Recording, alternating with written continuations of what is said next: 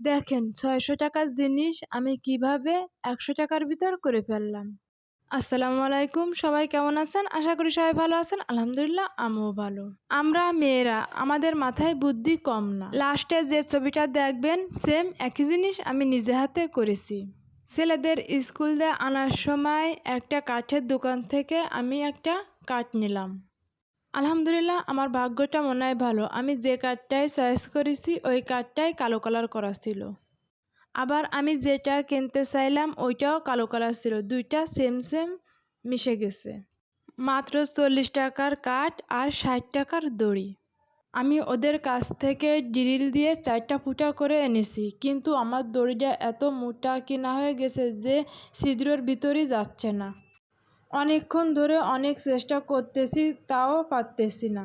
মনে খুব আনন্দ নিয়ে কাজটা করতেছিলাম। ভাবলাম যে মনে হয় পারবো, কিন্তু পারতেছি না।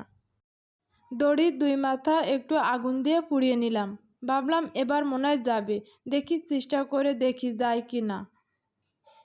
অনেকক্ষণ ধরে চেষ্টা করে এটা হবে না। মনটা খুবই খারাপ। ভাবলাম এবার মনে হয় আমার কাজটা আর হবে না। এবার আমার মাথায় আসলো আমাদের বারান্দায় কাপড় নাড়া সেম দড়ি আছে, কিন্তু আমি এখন যেটা কিনেছি এইটা একটু মোটা আর আগেরটা একটু চিকন।